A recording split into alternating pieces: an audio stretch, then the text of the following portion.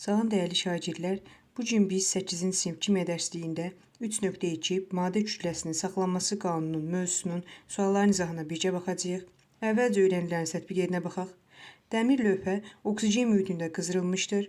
Reaksiyaya daxil olan oksigenin kütləsini qramla hesablayın. Uşaqlar, biz nə görürük? Biz görürük ki, başlanğıc kütlə tərəzidə əvvəl 18,29 qramdır. Daha sonra qızdırılıb, qızdırıldıqdan sonraki kütləni isə bizə verib 22,47 qram. Və neyiniyib? Sistemə oksigen daxil edilib. Sistemə oksigen daxil olur, ona görə də ümumi kütlə neyniyəcək uşaqlar? Artacaq. Biz də maddə kütləsinin saxlanma qanunu öyrəndik ki, reaksiyaya daxil olan maddələrin kütlələri cəmi reaksiyadan alınan maddələrin kütlələrinin cəminə bərabərdir. Yəni, bizim başlanğıc kütləmiz 18,29 qramdır, qızdırılandan sonraki kütləmiz isə 22,47 qramdır. İndi biz reaksiyaya daxil olan oksigen kütləsini tapsaq, yəni MO2 bərabərdir. Qızdırılmadan sonraki alınan kütlə, yəni 22,47 qram, çıxılsın başlanğıc kütlə 18,29 qram. Bunu da çıxsaq 8, 3-dən 1 çıxdı 1. Buradan da 22-dən də 4,18 qram olacaq. Bu oldu bizim birinci sualımızın izahı. İkinci suala baxaq. Reaksiya zamanı maddələrin kütləsinin zamandan asılı qrafikinə əsasən müəyyən edin. Gəlin baxaq uşaqlar. Bizə nə verib? Başlanğıc maddələr və reaksiya məhsullarını istəyir, reaksiyaya daxil olmuş başlanğıc maddənin kütləsini istəyir və M-in qiymətini istəyir. Uşaqlar, biz nə görürük? Biz görürük ki, A əyrisi neyniyib? Zamanla artmağa başlayıb. B əyrisi neyniyib? Zamanla azalıb və C əyrisi də zamanla azalıb. Biz də öyrənmişik ki, burada A əyrisi nədir? A əyrisi zamanla artdığına görə bu reaksiya məhsuludur. Çünki biz demişdik ki, başlanğıc maddələr reaksiyaya daxil olduqda getdikcə azalmağa başlayacaqdır, reaksiya məhsulları isə getdikcə artmağa başlayacaqdır. Yəni, buradan da biz görürük ki, A əyrisi zamanla artdığına görə bu reaksiya məhsulu olacaqdır. B və C əyrisi isə başlanğıc maddələrdir ki, zaman keçdikcə onlar reaksiyaya daxil olduqca azalırlar. İndi baxaq, indi bizə nə deyir? Deyir ki, başlanğıc maddələri və reaksiya məhsullarını müəyyən edin. Reaksiya tənini də yaza bilərik uşaqlar. Biz dedik ki, B və C başlanğıc maddədir, A isə reaksiya məhsuludur. Bizdən A-da yazıb başlanğıc maddələr və reaksiya məhsulları, B və C başlanğıc maddə olacaq. Başlanğıc maddə. A isə nə olacaq uşaqlar? Reaksiya məhsulu. Daha sonra reaksiyaya daxil olmuş başlanğıc maddənin kütləsini və M-in qiymətini hesablayın deyir bizdən. Uşaqlar, gəlin əvvəlcə M-in qiymətini hesablayaq biz.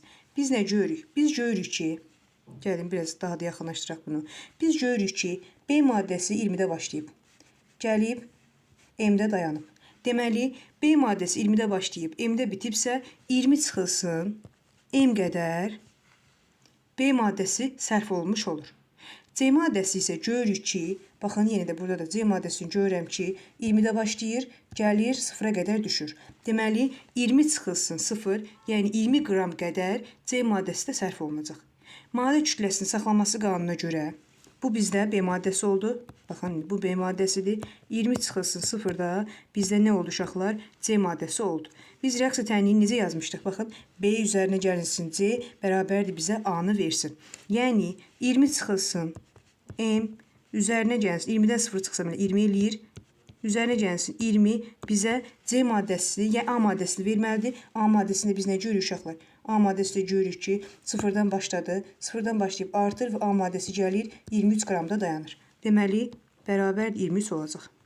Biz bunu hesablasaq, 40 çıxılsın M bərabərdir 23-ə, M də bərabərdir 17 olar. Yəni, M-in də qiyməti oldu nə? 17.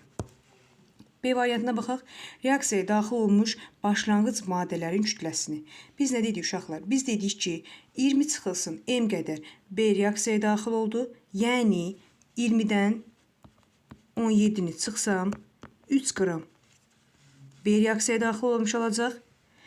20 qramda neynədir uşaqlar? 20 çıxılsın 0, yəni 20 qramda C reaksiyaya daxil olmuş oldu. Buna görə də reaksiyaya daxil olmuş başlanğıc maddənin kütləsini istəyirsə bizdə B olacaq 3 qram. Yəni 20 çıxılsın M olduğu üçün M-in yerinə mən 17-ni qoydum uşaqlar. 20-dən də 17-ni çıxdım, aldım 3 qram B maddəsi reaksiyaya daxil oldu. C maddəsində nə qədər oldu uşaqlar? 20 çıxılsın 0, yəni 20 qram C maddəsi də reaksiyaya daxil olmuş oldu. Bu da belə. İndi gəlin öyrəndiklərinizi yoxlayına baxaq.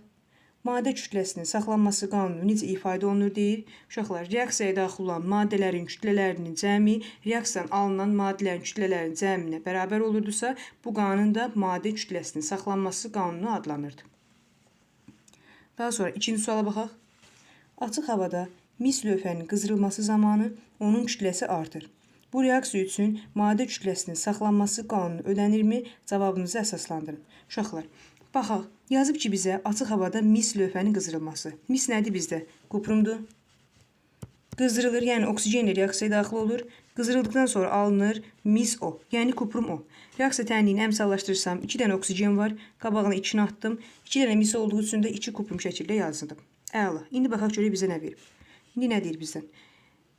Bir dəqiqə, buranı silim. Əla. İndi deyir ki, açıq havada mis lövhənin qızdırılması zamanı onun kütləsi artır. Artdı. Biz yazıq zaten. Mis lövhədir. Açıq havada oksigenlə reaksiyaya daxil oldu və mis 2 oksidi əmələ gətirdi. Bu reaksiya üçün maddə kütləsinin saxlanması qanunu ödənirmi? Cavabınızı əsaslandırın. Uşaqlar, heç bir qanunun pozulması baş verə bilməz. Çünki misli açıq havada oksigenlə birləşdi və mis oksidini yaratdı. Mis oksidi yaradandan sonra, məsələn, baxın, misin özünün kütləsi 64-dür. 64-ü vursam 2-yə olacaq 128 qram. Oksigenin kütləsi isə nə qədərdir uşaqlar? 32 qramdır. 32 qram. 128 üzərində 32. Bizdə mis 64-dür. 16. Vurulsun 2 şəklində də olsa, neyniyər uşaqlar? Bu olar bunun kütləsi 160.